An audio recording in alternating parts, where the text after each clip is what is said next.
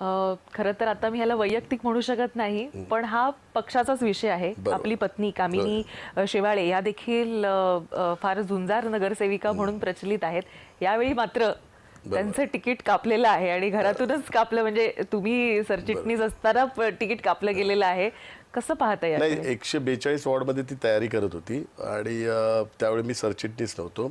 आणि जशी माझी सरचिटणीस नियुक्ती झाली तशी मी तिला पण विनंती केली की आता मी सरचिटणीस झालेलो आहे, त्यामुळे आपण इतर पक्षातील कार्यकर्त्यांना न्याय द्यायला पाहिजे, शिवसैनिकांना न्याय द्यायला पाहिजे.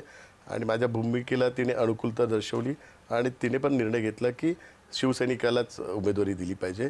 आणि त्यानुसार आम्ही त्या ठिकाणी आपल्या सामान्य शिवसैनिकाला एक शिवसैनिकाची बहीण आहे, ती पण कार्यकर्ता आहे, तिला त्या ठिकाणी उमेदवारी दिलेली आहे.